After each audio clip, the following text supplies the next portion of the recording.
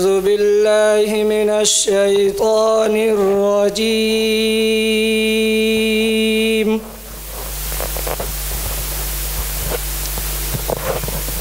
بسم الله الرحمن الرحيم.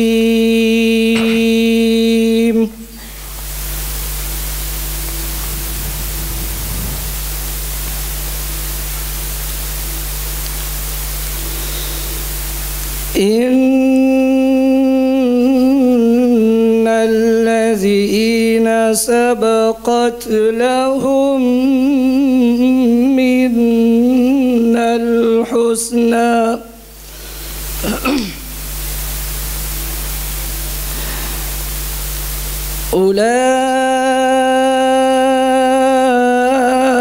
أولئك عنها مبعدون.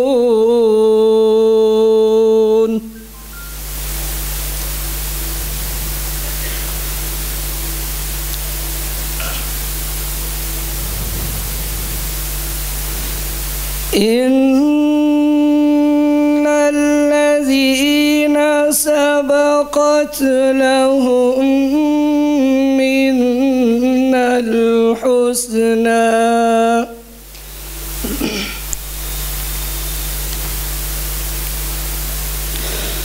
أولئك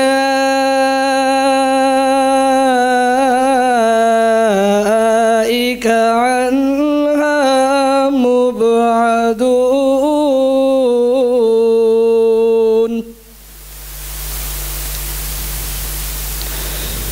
لا يسمعون حسيسها وهم فيما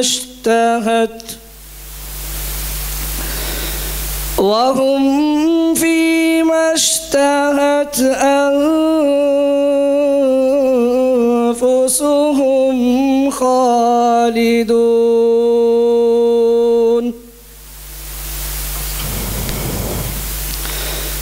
لا يحزنهم الفزع الأكبر وتتلقاهم الملائكة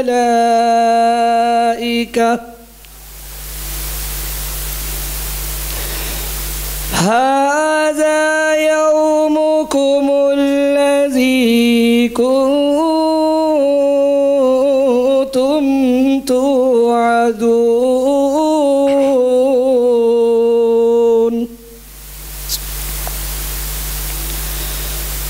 يوم نطوي السماء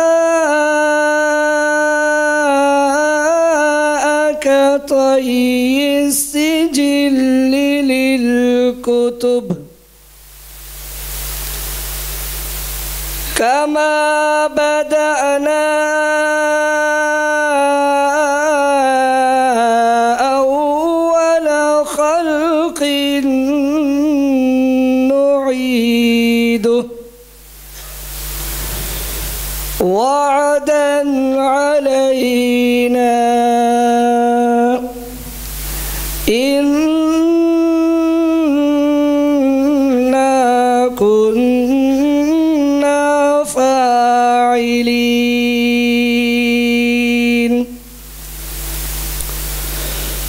ولقد كتبنا في الزبور من بعد الذكر أن الأرض يرثها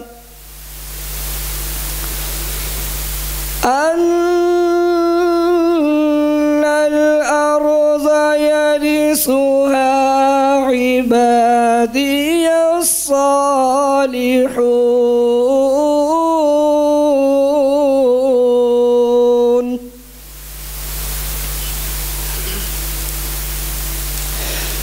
إن في هذا لبلاغا لقوم عابدين.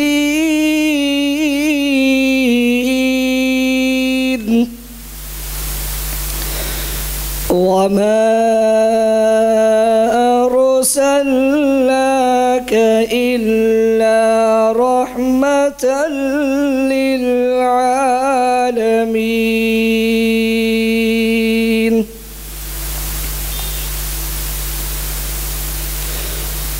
قل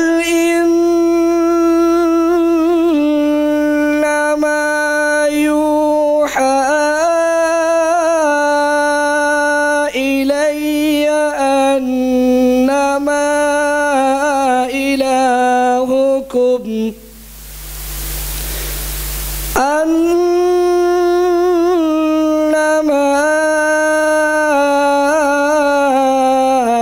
إلهكم إله واحد فهل أنتم مسلمون؟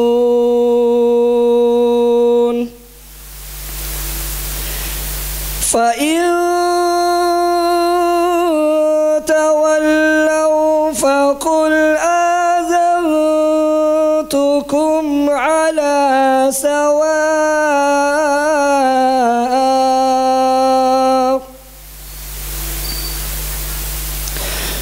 وإن أدري لعله فتنة لكم ومتاع إلى حين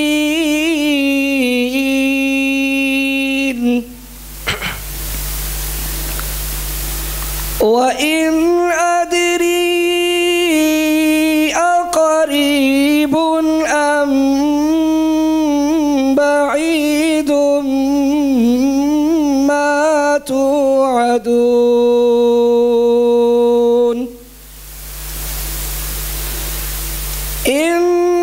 إنه يعلم الجهر من القول ويعلم ما تكتمون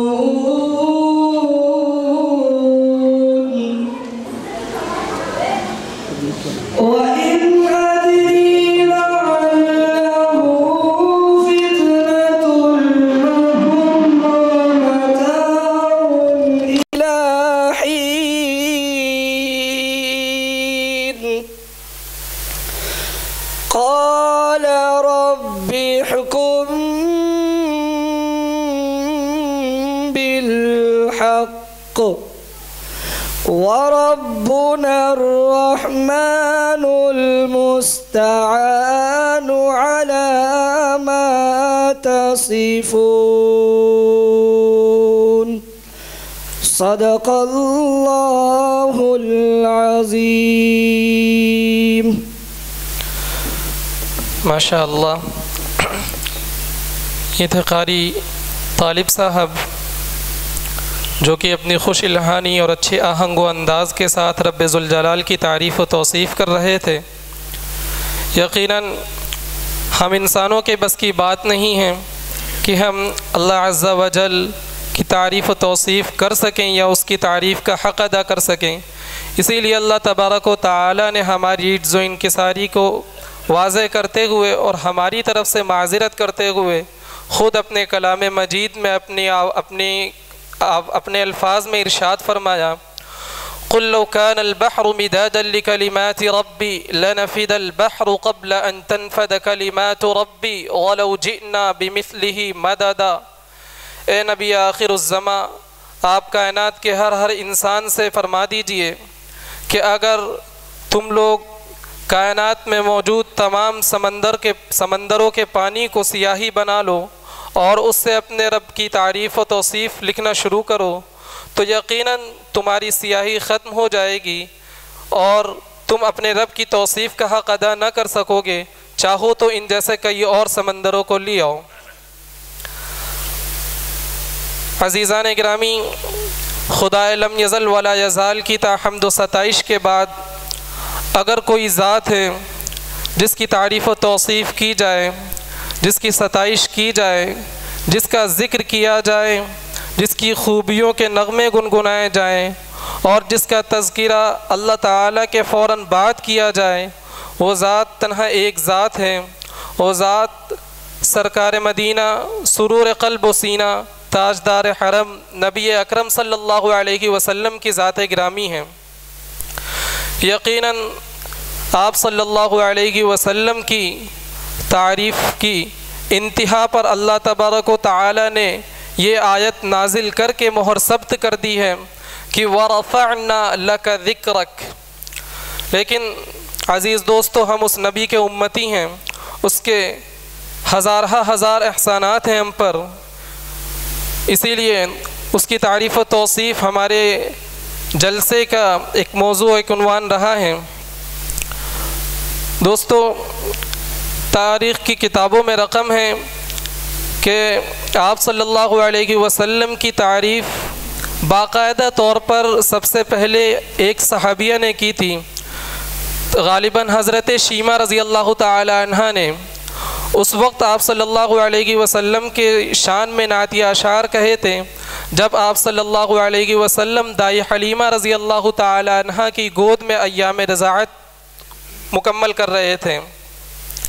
हज़रत शीमा रज़ी अल्लाह ताला अन्हा ने फरमाया था, या रब्बना अबक़ि लना मुहम्मदा हत्ता अराहु याफ़िअन व अमरदा सुम्मा अराहु सय्यिदन मुसव्विदा वक़्बित अआदीहि मअन वल हुस्सिदा व अअतिही इज़्ज़न यदूम अबदा। फिर उसके बाद जब अल्लाह ताला ने आप अलैहिस्सलातु वस्सलाम को बाकायदा तौर पर नबूवत से सरफराज फरमाया, तो आप अलैहिस्सलातु वस्सलाम की सनाखानी में यकीनन बहुत सारे सहाबियों ने अपनी ज़िंदगियाँ वक्फ़ की। आप सल्लल्लाहु अलैहि वसल्लम के खुसूसी शुअरा में 3 लोगों का नाम सर फहरिस्त है, हज़रत काब इब्न मालिक, हज़रत अब्दुल्ला इब्न रवाहा और हज़रत हस्सान इब्न साबित रज़ी अल्लाहु अन्हुम अजमाइन। हज़रत हस्सान इब्न साबित का एक शेर जो यकीनन आप लोगों को भी याद होगा, खूब मशहूर है, व अहसन मिनका लम तर क़त्तु ऐनिन व अजमल मिनका लम तलिदिन निसाउ खुलिक़्त मुबर्रअन मिन कुल्लि ऐबिन कअन्नका क़द खुलिक़्त कमा तशाउ। इसके बाद दुनिया जहान की तमाम ज़ुबानों में मद्दाहान पैगम्बर सल्लल्लाहु अलैहि वसल्लम ने आप सल्लल्लाहु अलैहि वसल्लम की सनाखानी की गई। हज़रत अल्लामा इक़बाल अलैहिर्रहमा ने उर्दू ज़बान में आप सल्लल्लाहु अलैहि वसल्लम की सनाखानी करते हुए फ़रमाया, किताब फ़ितरत के सरे वरक़ पर जो नाम अहमद रक़म न होता, किताब फ़ितरत के सरे वरक़ पर जो नाम अहमद रक़म न होता, तो नक्श हस्ती उभर न सकता, वजूद लोहो कलम न होता। ज़मीन न होती फ़लक न होता, अरब न होता अजम न होता। ज़मीन न होती फ़लक न होता, अरब न होता अजम न होता। ये महफ़िल कुन फ़का न होती अगर वो शाह उमम न होता। आप सल्लल्लाहु अलैहि वसल्लम की शान में नजराना अक़ीदत व मोहब्बत पेश करने के लिए हम आवाज़ दे रहे हैं जनाब मौलाना मोहम्मद शौकीन साहब को, इमाम व ख़तीब निसार मस्जिद महरोली, एक मीनार मस्जिद महरोली। हम हज़रत से दरख्वास्त करते हैं कि वो माइक पर तशरीफ़ लाएँ और आप सल्लल्लाहु अलैहि वसल्लम की शान में कुछ नातिया अशार गुनगुनाएँ।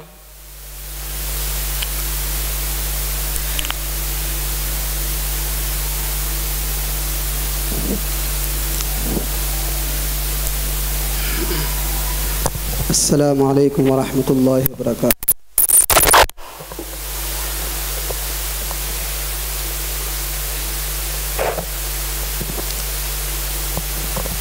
भाई सभी हजरात एक बार बुलंद आवाज़ से दुरूद शरीफ पढ़ ले भाई। अल्लाहुम्मा सल्लि अला मुहम्मद व अला आलि मुहम्मद कमा सल्लैता अला इब्राहीम व अला आलि इब्राहीम इन्नका हमीदुम मजीद। अल्लाहुम्मा बारिक अला मुहम्मद व अला आलि मुहम्मद।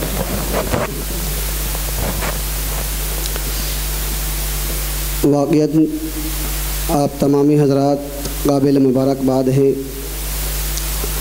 काफ़ी अरसे के बाद मेरे ख़्याल से पहली बार जमीयत उलमा की तरफ से प्रोग्राम मुनक़िद हुआ है यहाँ पर, तो आप तमामी हजरात बहुत ही काबिल मुबारकबाद हैं माशाअल्लाह।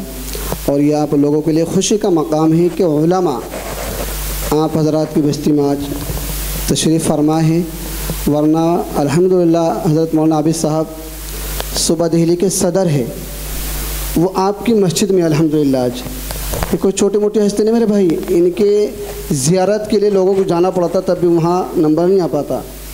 ये आप लोगों के लिए खुशी का मकाम है आज। लेकिन आज देखिए सब नौजवान बाहर घूम रहे हैं और मस्जिद, बहरहाल माशाल्लाह बड़ी खुशी हुई है। और जो हज़रत मुफ्ती शादमान साहब आपके इमाम साहब है, ये मेरे दरसी साथी है अल्हम्दुलिल्लाह, हमने 6 साल एक साथ पढ़ा है।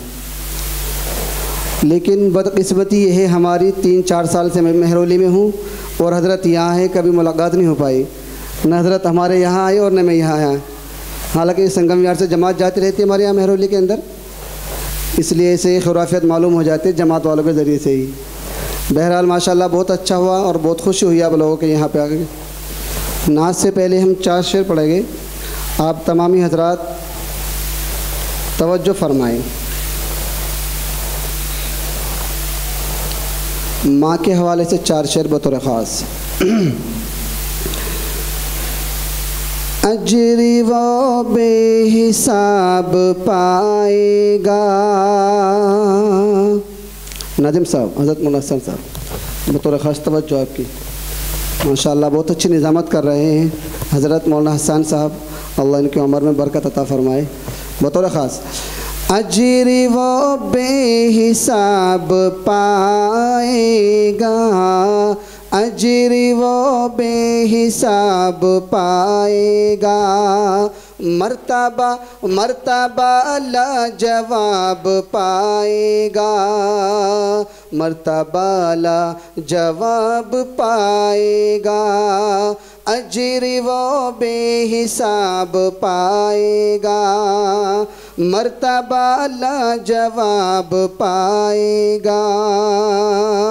और जो भी देखेगा प्यार से माँ को,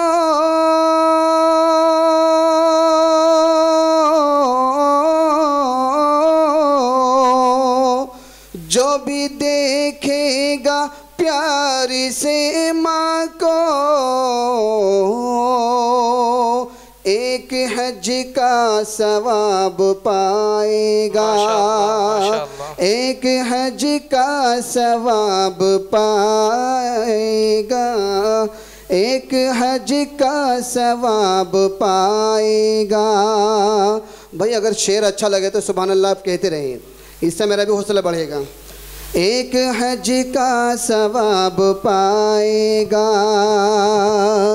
और इसी के कबीले का एक शेर और बतौर ख़ास मुलाहिज़ा करें कि मैं हूँ उनका उनका उनका, मैं हूँ उनका गुलाम कह देना, मैं हूँ उनका गुलाम कह देना, मेरे दिल का पयाम कह देना, मेरे दिल का पयाम कह देना। और जब कभी हाज़िरी हो रोज़े पर,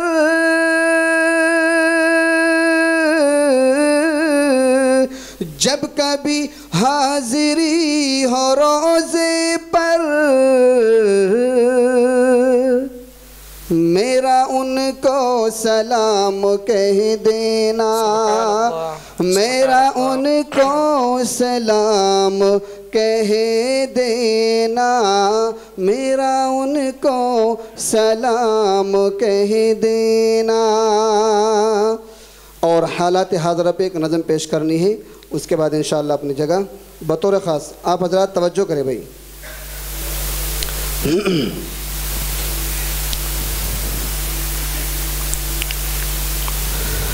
कि अपनी बख्शिश का ज़रिया बना ले, अपनी बख्शिश का ज़रिया बना ले, वरना महशर में रोता फिरेगा। अपनी बख्शिश का ज़रिया बना ले, वरना महशर में रोता फिरेगा। अपनी बख्शिश का जरिया बना ले, वरना महशर में रोता फिरेगा। अपने बच्चों को कुरान पढ़ा ले, वरना महशर में रोता फिरेगा। अपने बच्चों को कुरान पढ़ा ले, वरना महशर में रोता फिरेगा। और ये भी शेर बतौर ख़ास कि चाहता है जो दुनिया में जन्नत, एक आसान सा रास्ता है। चाहता है जो दुनिया में जन्नत, एक आसान सा रास्ता है।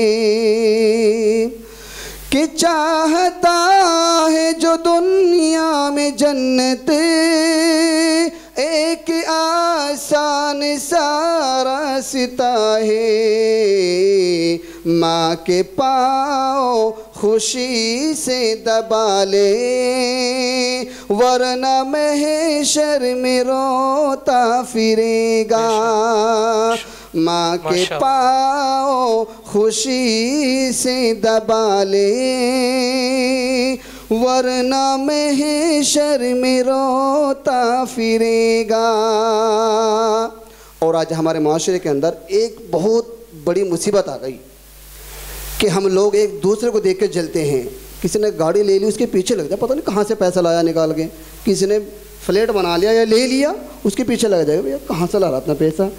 ये बात जहन में रखे आप लोग। और ये शेर बतौर ख़ास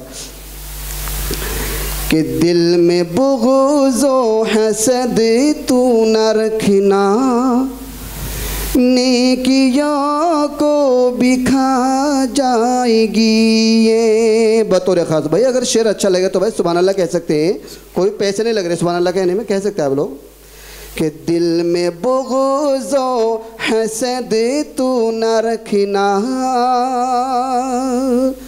नेकियों को भी खा जाएगी ये। कि दिल में बुग़्ज़ो हसद तू न रखना, नेकियों को भी खा जाएगी ये। जो है नाराज़ उनको मना ले, जो है नाराज़ उनको मना ले, वरना महशर में रोता फिरेगा। जो है नाराज़ उनको मना ले, वरना महशर में रोता फिरेगा। और आज हमारे नौजवान माशाल्लाह अच्छे खासे हो गए, लेकिन चेहरा साफ़ है। नबी की सुन्नत से इतने दुश्मनी है उन लोगों को। देखिए ये बात जहन में रखें। और ये शेर कि उम्र 55 तेरी हो गई है, उस तरह मुँह पे फिरवा रहा है। बतौर ख़ास मुलाहिज़ा करे भाई, उम्र 55 तेरी हो गई है, उस तरह मुँह पे फिरवा रहा है।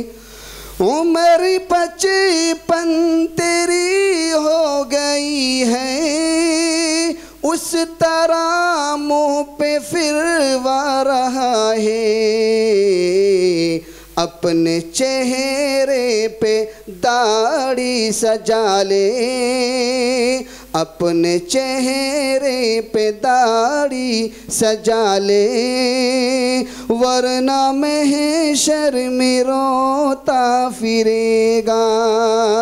अपने चेहरे पे दाढ़ी सजा ले, वरना महशर में रोता फिरेगा। और आखिरी शेर दर बदर क्यों दुआओं की खातिर फिर रहा है, बता दे मुझे तू।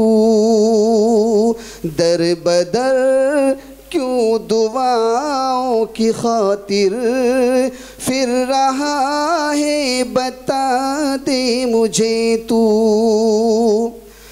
कि दर बदर क्यों दुआओं की खातिर फिर रहा है, बता दे मुझे तू।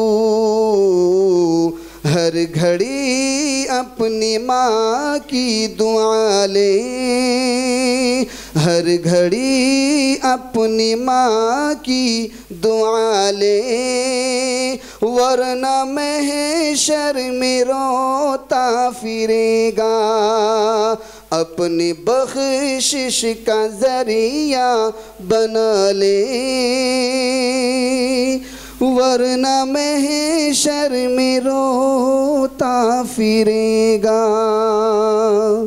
अस्सलामु अलैकुम। माशाअल्लाह। हाज़िर गिरानी, ये थे मौलाना मोहम्मद शौकीन साहब, जो अपनी आवाज़ के ज़ेर बम से हमारे दिलों को अपना असीर बना रहे थे और अशार के अंदाज़ में मुआशरे में फैली बुराइयों को बयान कर रहे थे। अल्लाह ताला मौलाना मौसूफ़ की उम्र दराज फरमाए।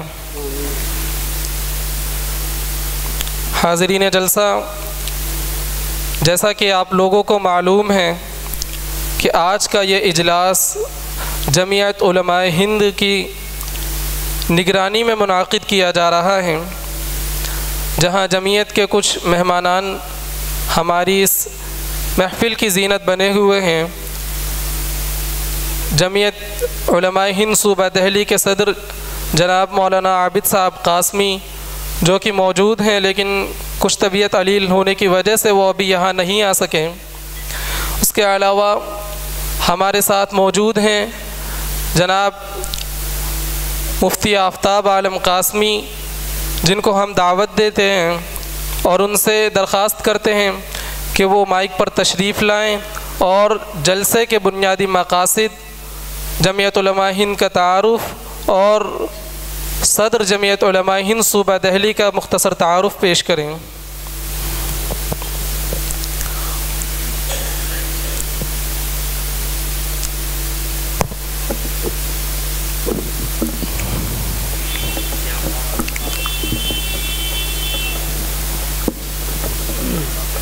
जी, हमारे मेहमान खुसूसी सदर जमीयत उलमा हिंद मौलाना आबिद साहब कासमी तशरीफ़ ला चुके हैं। हम हज़रत मौलाना का बसत खुलूस व अदब अपनी इस महफ़िल में आगाज़ इस्तक़बाल करते हैं।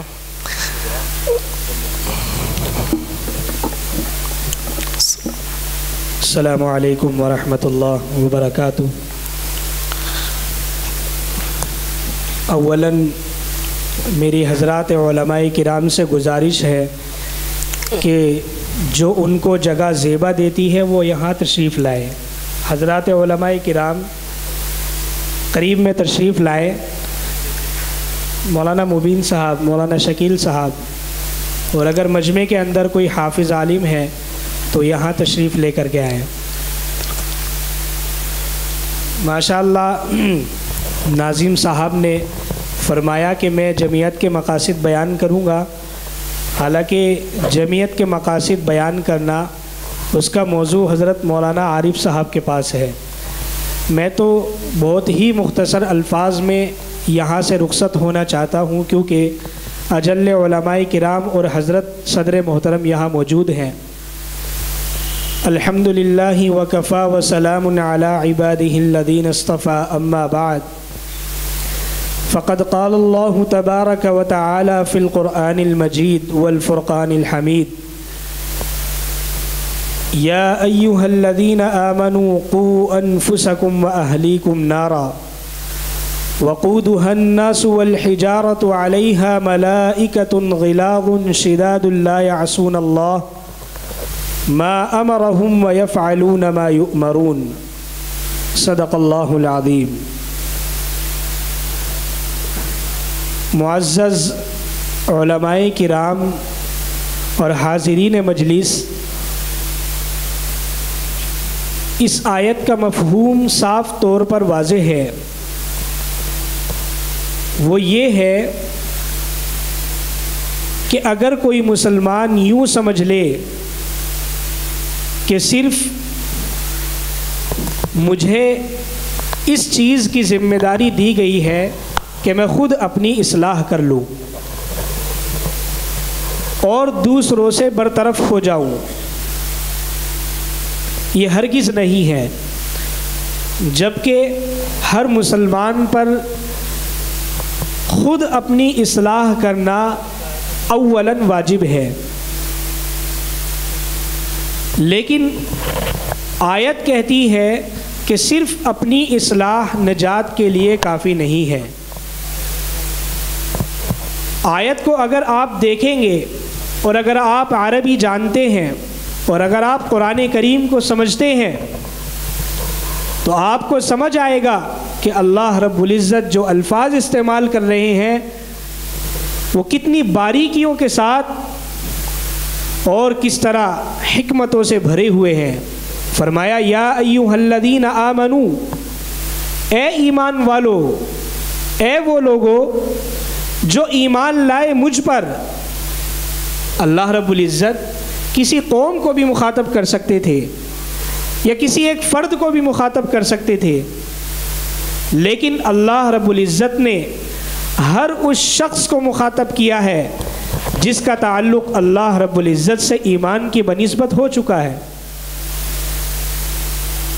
कितने प्यारे अल्फाज हैं, ए ईमान वालो। मिसाल, जैसे कि जब आप अपने किसी बेटे से कोई शफ़क़त की बात करना चाहते हो या उसको कोई नसीहत करना चाहते हो तो आप क्या कहेंगे? आप ये नहीं कहेंगे ए खालिद, ए रिज़वान, ए मुबीन, नहीं, आप क्या कहते हैं?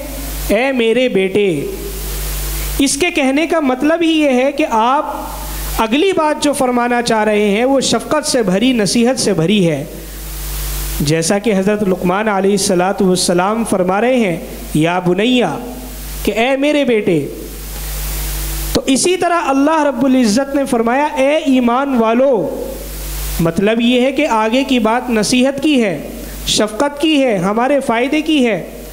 ऊ अनफुसकुम व अहलीकुम नारा, कि अपने आप को जहन्नम की आग से बचाओ। अहलीकुम का लफ्ज़ बाद में लाए, अनफुसकुम पहले लाए, यानी समझ में यूँ आता है कि सबसे पहले अपनी ज़ात है, सबसे पहले हमें अपनी इस्लाह करनी है, फिर हमें दूसरों की तरफ नज़र दौड़ानी है। जब ये आयत नाजिल हुई कि ए ईमान वालों, अपने आप को, अपने अहलो अयाल को, अपने दोस्तों अहबाब को, अपने रिश्तेदारों को, अपने बीवी बच्चों को जहन्नम की उस आग से बचाओ जिसका ईंधन ये इंसान और पत्थर हैं। जब आग को भड़काया जाता है तो उसमें छोटी छोटी लकड़ियाँ रखते हैं, कोयले रखते हैं ताकि आग भड़क जाए। वो जहन्नम की आग वो है जिसको इस इंसानों से और पत्थरों से भड़काया जाएगा। जब ये आयत नाजिल हुई तो हज़रत उमर इब्न ख़त्ताब रज़ी अल्लाह ताला अन्हु आप अलैहिस्सलातु वस्सलाम के पास पहुँचते हैं और फरमाते हैं या रसूल अल्लाह, ये तो समझ में आ गया कि मैं अपने आप को जहन्नम की आग से इस तरह बचा सकता हूँ कि अल्लाह रब्बुल इज़्ज़त ने जो अहकामात दिए हैं और जो फ़राइज़ बतलाए हैं मैं उन पर अमल कर लूँ। अल्लाह ने नमाज के लिए कहा मैं नमाज पढ़ लूँ, रोज़े के लिए कहा मैं रोज़ा रख लूँ, ज़कात के लिए कहा मैं ज़कात अदा कर दूँ, मैं अच्छे अखलाक बना लूँ, मैं लोगों के साथ साफ मामलात रखूँ। लेकिन या रसूल अल्लाह, ये समझा दीजिए कि मैं अपने अहलो अयाल को जहन्नम की आग से कैसे बचाऊं। आप अलैहिस्सलातु वस्सलाम ने फरमाया ए उमर, अल्लाह रब्बुल इज़्ज़त ने जिन अहकामात के करने का हुक्म दिया है उन्हीं अहकामात पर इस उम्मत को लाना, इस उम्मत को उन अहकामात पर लाना, ये उनको जहन्नम की आग से बचाना है। और अल्लाह रब्बुल इज़्ज़त ने जिन मनाही से मना किया है, जिन बुराइयों से मना किया है, उन बुराइयों से ख़ुद का रुकना और दूसरों को रोकना ये उनको जहन्नम की आग से बचाना है। और आग भी अल्लाह रब्बुल इज़्ज़त ने यहाँ इस्तेमाल किया, नार, या अय्युहल्लज़ीना आमनू क़ू अनफुसकुम व अहलीकुम नारा। ये भी एक हिकमत है। क्यों? क्योंकि जब हमारा ये इश्काल होता है कि मैंने अपने बच्चे को खूब समझाया और बहुत दिनों से समझाता आ रहा हूँ और मैंने उसको मार भी दिया, लेकिन समझता ही नहीं, पता नहीं किस अकल का है। लेकिन अल्लाह ताला ने यहाँ लफ्ज़ इस्तेमाल किया नार, वो इस वजह से कि ठीक है तुमने 2-4 बार समझा लिया, 2-4 बार थप्पड़ मार दिए, लेकिन देखो हज़रत नूह अलैहिस्सलातु वस्सलाम को मुसलसल 9 साल अपने बेटे को समझाया, और तुम इस तरह समझाओ कि जैसे दुनिया के अंदर कोई आग जल रही हो और कोई छोटा सा बच्चा हो, चाहे वो आपका अपना हो चाहे किसी और का हो, बच्चा रोशनी को देखता है, उसकी तरफ बढ़ता है, वो उस आग की तरफ जा रहा है, तो क्या आप दूर से बैठे नसीहत करेंगे कि ए मेरे बेटे वो आग है, रुक जा? नहीं। क्या करेंगे आप? अगर आपको पहली मंजिल से कूदना पड़े तो उस बच्चे को बचाएंगे। तो इसीलिए अल्लाह रब्बुल इज़्ज़त ने नार का लफ्ज़ इस्तेमाल किया कि उस जहन्नम की आग से बचाओ, कि जो दुनिया के अंदर हल्की फुल्की सी आग है, तुम उससे उस बच्चे को बचाने के लिए कैसे दौड़ रहे हो, कैसे लपक रहे हो, और जहन्नम की आग इससे कहीं ज़्यादा ख़तरनाक है। तुम्हें इस उम्मत मुस्लिमा को बिल्कुल ऐसे ही बचाना है उस आग से। तो हज़रात उलमाए किराम और मुअज़्ज़ज़ मेहमानान किराम और हाज़रीन मजलिस, मैं अपनी बात को आगे नहीं बढ़ाना चाहता, बल्कि कुरान करीम की इस आयत से इस्लाह की अपनी और ख़ुद और उम्मत मुस्लिमा की इस्लाह की बनिस्बत ये आयत मैंने आपके सामने पढ़ी और इससे छोटा सा मौजू समझाया। उम्मीद है कि बहुत से कम वक्त में आपको कुछ न कुछ अल्फाज समझ आए होंगे। अभी और भी उलमा मौजूद हैं और फिर सदर मोहतरम का आखिरी खिताब होगा। अल्लाह रब्बुल इज़्ज़त हमें ख़ुद अपनी और दूसरों की इस्लाह की तौफ़ीक़ नसीब फ़रमाए। व आखिरु दावाना अनिल हम्दुलिल्लाहि रब्बिल आलमीन। माशाअल्लाह। ये थे मुफ्ती आफ्ताब साहब कासमी, जो कुरान करीम की आयत की रोशनी में जलसे के मकसद को वाज़े कर रहे थे और अपनी सादा सलीस और आसान ज़बान में आप सब लोगों को इस्लाह की अहमियत बतला रहे थे। इसके बाद हम दावत ख़िताब दे रहे हैं जनाब मौलाना शकील साहब कासमी को कि वो माइक पर तशरीफ़ लाएं और कुछ बातें पेश करें।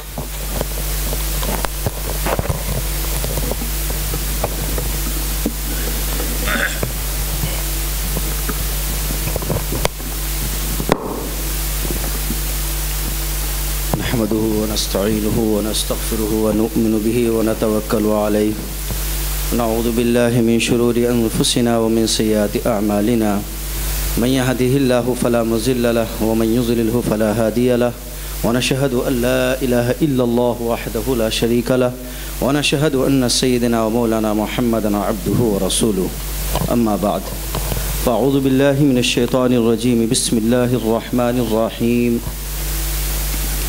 क़ाल अल्लाहु तबारक व तआला फ़िल क़ुरानिल मजीद वल फ़ुरक़ानिल हमीद इक़रा बिस्मि रब्बिकल्लज़ी ख़लक़ ख़लक़ल इंसान मिन अलक़ इक़रा व रब्बुकल अकरम अल्लज़ी अल्लम बिल क़लम अल्लमल इंसान मा लम यअलम सदक़ल्लाहुल अज़ीम। मेरे मुहतरम बुज़ुर्गों और दोस्तों और नौजवान साथियों और मुअज़्ज़ज़ उलमाए किराम, तक़रीर तो मुझ पर आती नहीं है, बयान करने के लिए अल्हम्दुलिल्लाह उलमाए किराम मौजूद हैं। मैं तो आप लोगों से सिर्फ़ और सिर्फ चंद बातें करना चाहता हूँ और आप तवज्जो से उन बातों का जवाब देंगे। आज पूरी दुनिया के अंदर बिलखुसूस हमारे मुल्क हिंदुस्तान के अंदर अगर हम सर्वे करें, बच्चों का जायज़ा लें, नौजवानों का जायज़ा लें और बड़े बूढ़ों का जायज़ा लें, तो हमें ये पता चलता है कि हमारा नौजवान नुक्कड़ पे खड़े होकर के जितनी भी उल्टी सीधी हरकतें हो सकती हैं वो कर रहा है। हमारा छोटा बच्चा जिसको मकतब के अंदर पढ़ने के लिए जाना चाहिए था, जिसे स्कूल के अंदर जाना चाहिए था, जिसके सीने में अल्लाह और उसके रसूल की तालीम होनी चाहिए थी, वो गलियों के अंदर नंगे पैर और माँ बहन की गालियों से शुरुआत करता है। हमारे बड़े बूढ़े जिन्हें अपनी औलादों को सही रास्ता दिखाना चाहिए था, वो उनके सामने माँ बहन की गालियाँ देते हैं, उनके सामने झूठ बोलते हैं, जो भी गलत हरकतें हो सकती हैं वो उनके सामने करते हैं। भाई गलत कह रहा हूँ, सही कह रहा हूँ? गलत तो नहीं कह रहा मैं। 2011 या 2012 के अंदर एक सर्वे हुआ, ऑल वर्ल्ड सर्वे का नतीजा ये था कि हमें ये देखना है कि कौन सी मुस्लिम बस्तियां हैं और कौन सी गैर मुस्लिम बस्तियां हैं, कि आप मुस्लिम बस्तियों को कैसे पहचानेंगे। तो सर्वे के अंदर ये पता चला कि जहां पर फालतू में नुक्कड़ पर नौजवान खड़े हुए हों, बड़े बूढ़े बैठ करके गप्पे लगा रहे हों, ताश चल रहे हों और सिगरेट के धुएं चल रहे हों, जहाँ बच्चे गलियों के अंदर खेल रहे हों, जहाँ मुर्गियाँ ऐसी घूम रही हों, जहाँ बकरियाँ गलियों के अंदर चल रही हों, जहाँ गूदड़ियाँ दीवारों पे टंग रही हों, जहाँ भी ज़्यादा से ज़्यादा गलत हरकतें हो सकती हैं और जो सबसे ज़्यादा गंदे मोहल्ले हो सकते हैं, आप ये पहचान लीजिएगा कि वो मुसलमानों के इलाके हैं। भाई है, ऐसे नहीं है? गलत तो नहीं कह रहा मैं? अब इतनी बीमारी हमारे यहाँ हो चुकी है कि रास्ते में निकलो तो पता चलता है, आप किसी कबाड़ी की दुकान पे बैठ जाओ, छोटे छोटे बच्चे, कोई तांबा लेकर के आ रहा होता है, कोई पीतल निकाल करके लेकर के आ रहा होता है, उनकी छोटी छोटी उम्र है, और जब मैं देखता हूँ उनको तो वो तो नशे में धुत होते हैं, फ्लूड पी करके आते हैं वो लोग। वो छोटे बच्चे जिनको मकतब के अंदर पढ़ना चाहिए था, जिन्हें तालीम हासिल करनी चाहिए थी, आज क्या वजह है कि वो बच्चे छोटे छोटे फ्लूड के अंदर मुब्तला हैं, नशे के अंदर मुब्तला हैं, अपनी ज़िंदगियों को ख़राब कर रहे हैं? ये क्या वजह है या नहीं ऐसे? हम में से हर आदमी ये सोचता है कि मेरी औलाद कलेक्टर बन जाए, मेरी औलाद फुला बन जाए, मेरी औलाद फुला बन जाए, लेकिन बनेगी कैसे? हम कभी गौर करते हैं? हमारी मेहनतें बड़ों पर हो जा रही हैं, बड़ों पर हो जा रही हैं, बच्चों को जो हमारा फ्यूचर है, जो आने वाली नस्लें हैं, उनके बारे में हम सोच ही नहीं रहे। हम ये चाहते हैं कि हर जगह कहीं पे भी बैठा हुआ हो हमारा मुसलमान भाई बैठा हुआ हो और वो हमारी मदद कर दे। मिसाल के तौर पे किसी का पुलिस केस हो गया, अब वो ये चाह रहा है कि पुलिस के अंदर मेरा कोई भाई बैठा हुआ हो और वो मेरी मदद कर दे। सबसे पहले क्या तलाश करते हैं आप ये तलाश करते हैं कि यार कोई मुसलमान मिल जाए। है या नहीं ऐसा? चाहते नहीं? किसी भी दफ्तर के अंदर चले जाएं, आप देखेंगे यार अरे ये तो संगी बैठा हुआ है, शायद यार काश यहाँ पे कोई मुसलमान होता है, यार मेरी मदद कर देता। चाहते नहीं चाहते? आप हॉस्पिटल के अंदर चले जाएं, देखते हैं यार काश यहाँ पे कोई मुसलमान मिल जाए, शायद हो सके मेरा वो जल्दी से काम कर दे। यार नर्स लड़की मिल जाए, मेरी बेटी का ऑपरेशन जो है ना वो लड़की कर दे, लड़का हाथ ना लगाए। सबके दिमाग में आती है ना, लेकिन हमारे दिमाग में ये बात क्यों नहीं आती कि मस्जिद के अतराफ का हर बच्चा मस्जिद के अंदर जाकर के पढ़ने वाला बन जाए। हमारे दिमाग में ये बात क्यों नहीं आती है कि एक बच्चा जो स्कूल के अंदर पढ़ता है लेकिन उसे ला इलाहा इल्लल्लाह मुहम्मद रसूलुल्लाह नहीं आता, वो आपकी मदद क्यों करेगा? जब उसे अल्लाह के नबी के अखलाक का ही नहीं पता, किरदार का नहीं पता, जब उसे कुरान की तालीम का नहीं पता, पैगाम का नहीं पता, वो आपकी मदद क्यों करेगा? करेगा जी? करेगा? कब करेगा? जब उसके सीने के अंदर तालीम जाएगी तभी तो करेगा ना। अरब कौन थे? आप सब बताएं, अल्हम्दुलिल्लाह सब काबिल बैठे हुए हैं। अल्लाह के नबी सल्लल्लाहु अलैहि वसल्लम पर कुरान करीम अभी नाजिल नहीं हुआ। उससे पहले का अरब क्या था? जहालत से भरी हुई कौम थी या नहीं थी? एक दूसरे को गालियां, एक दूसरे को मारना, बरसों बरस हो जाते थे, जंगें चल रही हैं, आपस में नफरतें बेइंतहा होती थी, एक दूसरे की लड़कियां लेना पसंद नहीं करते थे, देना पसंद नहीं करते थे। था या नहीं था? वो सुधरे कब? वो सहाबा कब बने? जब उनके सीने में कुरान आया। वो वाक़या याद है ना कि हज़रत उमर फारूक रज़ियल्लाहु अन्हु एक घाटी पे पहुँचे और जो लश्कर था वो एक साइड में खड़ा हुआ था। वहाँ पर पहुँचने के बाद में उन्होंने वहाँ घाटी के नीचे देखा और रोने लगे। एक साहबी आए, कहने लगे अमीरुल मोमिनीन आप क्यों रो रहे हैं? कहने लगे मैं इसलिए रो रहा हूँ कि जब कुरान नहीं आया था तो उमर बिन खत्ताब यहाँ पर ऊँट चराया करता था और मेरा बाप मुझको मारा करता था और यूँ कहा करता था कि उमर तेरे पे तो ऊँट भी चराने नहीं आते। लेकिन जब कुरान आया तो आज वही उमर अमीरुल मोमिनीन है और मुल्कों को चला रहा है। हकीकत है नहीं है? आज हमने क्या किया कि हमने कुरान की तालीम को छोड़ दिया। आज हमने यही सोचना छोड़ दिया कि हमारा बच्चा किस तरीके से तालीम याफ्ता हो जाए। हम ये सोचते हैं कि मेरे बच्चे सबसे अच्छे हों, लेकिन मैं ये नहीं सोचता कि मेरा मुआशरा कैसे अच्छा हो, मेरा मोहल्ला कैसे अच्छा हो, मेरा मोहल्ला कैसे सुधर जाए। मैं तब तक अपने बच्चे को सही नहीं कर सकता जब तक कि मैं अपने महल्ले के बारे में ना सोच लूँ। समझ रहे हैं? मदरसे के अंदर सिर्फ और सिर्फ 2.5% बच्चे पढ़ते हैं। कितने पढ़ते हैं जी? 97.5 बच्चे स्कूल के अंदर पढ़ते हैं। कितने?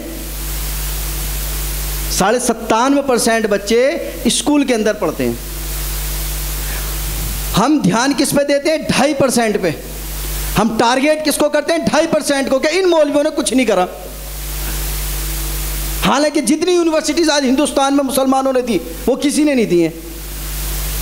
आप उठा के देख लीजिए, हर तालीम, हर यूनिवर्सिटी के पीछे एक आलिम दीन का हाथ होगा।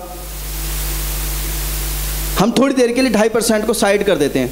समाज के अंदर कितने % बचे जी? जवाब दो ना। 97.5% बचे नहीं बचे? अब ये 97.5% ज़्यादा है या 2.5% ज़्यादा है? आप 2.5% को सुधारने की कोशिश करोगे, 97.5% को सुधारने की कोशिश करोगे? 97.5 की कोशिश करोगे ना। 2.5% को छोड़ दो भाई, तुम अलग हट जाओ। हमें मेहनत किस पे करनी है? 97.5% बच्चों पे करनी है। और 97.5% बच्चे कहाँ पे पढ़ते हैं? ये स्कूल के अंदर पढ़ते हैं। अब हमने माना कि हमने इनको सिर्फ और सिर्फ स्कूल की तालीम दी और हमने इनको कुरान करीम ना सिखाया। अगर हम ये सोचें कि हम इनको स्कूल की तालीम ना सिखाएं, ये भी गलत है। और हम ये सोचें कि हम इनको मकतब की तालीम ना दें, हम इनको कुरान की तालीम ना दें, हम इनको हदीस की तालीम ना दें, ये भी गलत है। हमें क्या करना पड़ेगा?